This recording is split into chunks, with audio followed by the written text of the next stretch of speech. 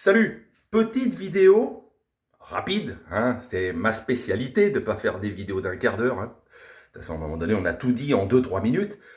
Résumé du match entre le PSG et l'Inter. Alors que je ne l'avais pas vu parce que je travaillais, donc je l'ai revu en replay hier soir. Et donc, le résumé va être simple. Ça n'a pas été si dégueu que ça, quoi. Franchement, ça n'a pas été si dégueu que ça. Tous les joueurs, le mercato n'est pas fini. Certains joueurs seront là ou ne seront pas là. On se rend compte que finalement, des joueurs comme notamment Vitinha, eh ben la différence avec Verratti, alors peut-être qu'il a moins de talent pur, mais lui, il tente.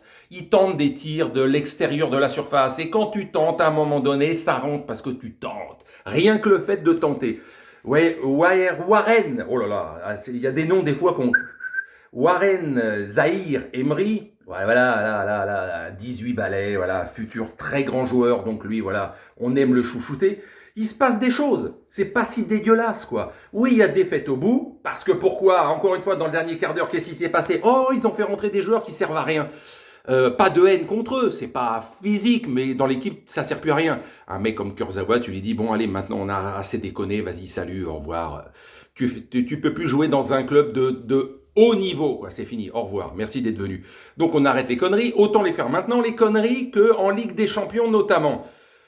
C'était pas, je dis, c'était pas si dégueu, dans l'ensemble, le mercato n'est pas fini, et puis il y a des choses qui prennent la tête, hein, voilà, l'extra sportif éternellement qui peut pourrir un petit peu l'ambiance, mais c'était pas si dégueulasse que ça, le contenu. Il y a quelque chose, il faut laisser un peu de temps pour tous les joueurs, puisque la moitié de l'équipe va être changée littéralement. Ou alors on fait confiance à des joueurs qui faisaient que banquette la saison dernière. Et pour terminer, n'oublions pas qu'en face, c'était l'Inter. L'Inter, si je ne m'abuse, il y a encore quelques semaines, c'était le dernier finaliste de la Champions League. Et aussi l'Inter est en préparation. Et aussi l'Inter n'est pas au top de son niveau. On ne peut pas dire au jour d'aujourd'hui que l'Inter sera un très grand de la prochaine Ligue des Champions où il va passer à travers selon le résultat de ces matchs-là. Car il faut quand même avouer, pendant une heure, Paris a été du même niveau, voire même un chouïa supérieur à l'Inter. Donc, voilà. Oui, il y a des fêtes, il n'y a pas de quoi fanfaronner, parce qu'avec Paris, je pense que depuis quelques saisons, il n'y a pas besoin de fanfaronner, ils se foutent dans la merde eux-mêmes. Mais là, c'était pas dégueulasse du tout. En tout cas, ce match, moi, face à un vrai adversaire sur lequel tu peux te baser pour dire t'as été battu pour plus fort, par plus fort, ou t'as tenu